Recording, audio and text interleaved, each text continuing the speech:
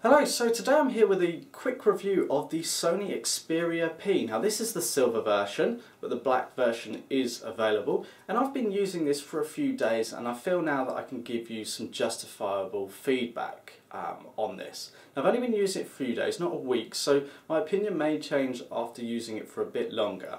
Now, just a bit of background, I use a Sony Xperia S on a daily basis, so it's from the same family, so I feel that I'm in an even better position to give you an honest review of this device because I've used the more powerful, more expensive sort of Xperia in the family. So, what I like about it, I do like the fact that it keeps the design ethos in the Xperia family with this sort of transparent band here with the antenna. What I think is a little bit pointless is you've got this removable end cap which just gives you the details about the phone there. I can see the purpose to it, but whether it's necessary or not, I'm not entirely sure. Over the Xperia S, I love the fact that there's no covers over the ports with the exception of the micro SIM card slot. It really winds me up on the Xperia S. Whilst aesthetically it looks nice, when you go to charge it, you've got to pull off the cover and it can be a bit of a fiddle to put the cover back on, so I like that about the Xperia P. That's a nice touch. Whilst I like the bigger screens, this feels more comfortable in the hand. It just feels easier to use. I can definitely use it one-handed without restriction, so there's advantage there. It just feels comfortable, it looks a little bit nicer, and it looks good in silver as well.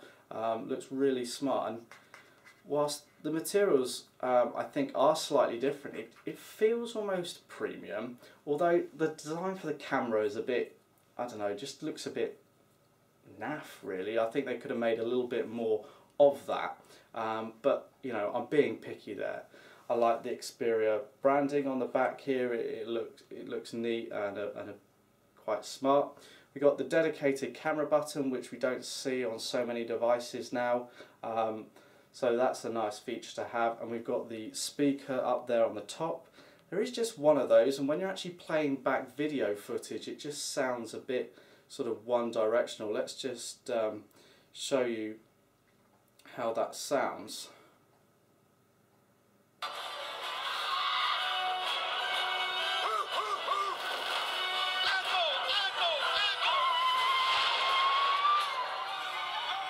So the sound isn't actually bad, it just sounds, if you're being picky, that it's coming out from that one direction. It'd be nice to have a second speaker, but that's sort of a small thing. Aesthetically, this sort of piece up here, I'm sure it's got a purpose, but I don't know, it just looks a bit odd. In terms of operation, very powerful. It's got its dual core processor in here, it works fine. I've noticed no lag. It's worked very well for me all in all. In terms of an experience on Android, it's good. I'm not a big fan of Sony's timescape, but you don't have to use that. You can customize it how you like, add on the applications.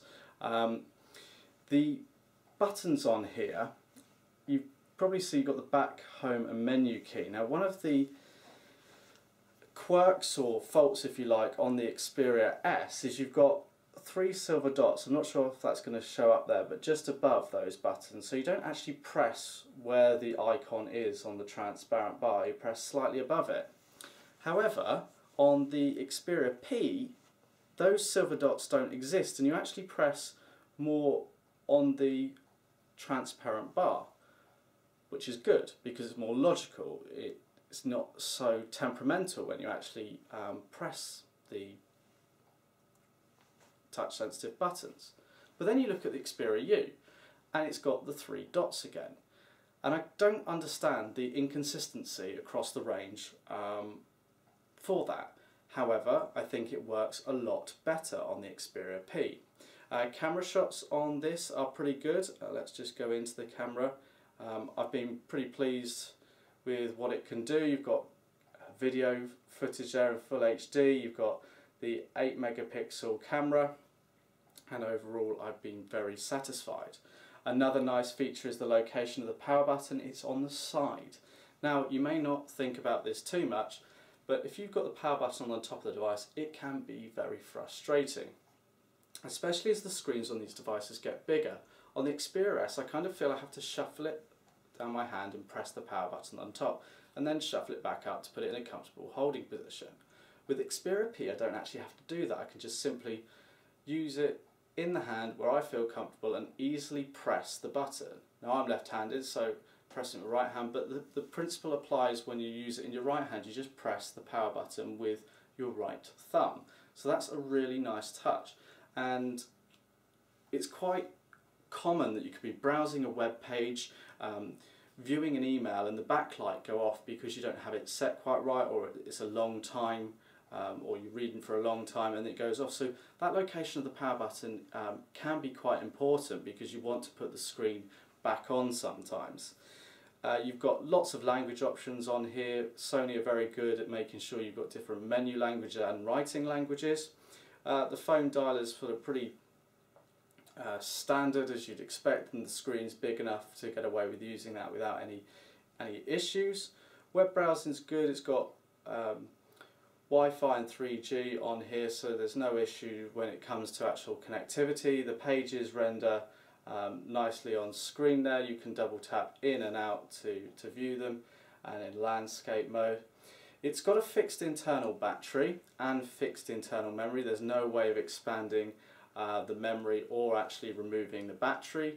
The battery's not a biggie, but I think some people do like to actually remove the battery. In terms of memory, it would be nice to have more. It would be nice to have a microSD slot, but in reality for a lot of users the 16 gig on board is enough. With cloud sort of storage becoming more and more popular and easily accessible and more cost effective, it's not so much of a drawback, but there are some limitations. If you want to use this as your music device, 16 gig may not be enough by the time you've got apps and other documents and things on there. So that is a drawback, but if I was honest, I think I have to say, all in all, I prefer this to the Xperia S. Now that's my personal opinion.